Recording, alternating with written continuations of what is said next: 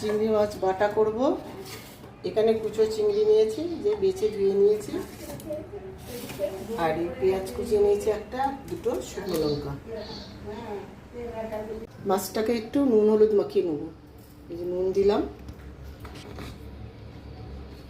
আর হলুদ দিলাম, দিয়ে একটু মাখিয়ে নেব।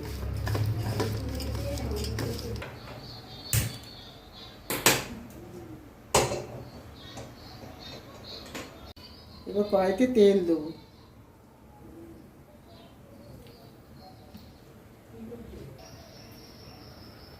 তেলের মধ্যে কালো জিরে দেবো আর শুকনো লঙ্কাটা দিয়ে দেবো, দিয়ে এবার পেঁয়াজটা দেবো।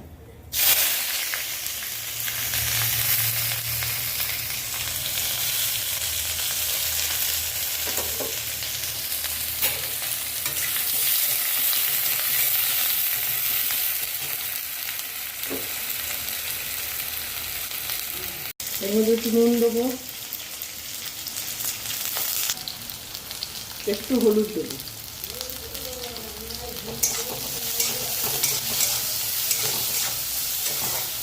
পেঁয়াজটা একটু ভাজা হয়ে গেছে, এবার তুলে নেবো। পেঁয়াজ আর লঙ্কা তুলে নেবো।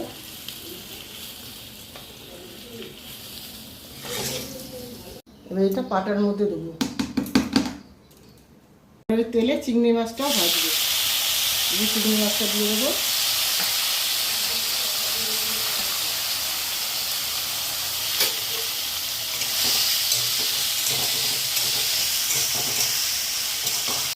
মাছটা ভাজা হয়ে গেছে, এবার নামিয়ে নেবো।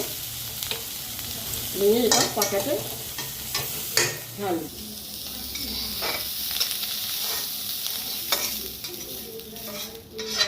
এবার দুটো একসাথে বেটে নেবো, সব একসাথে বেটে নেবো।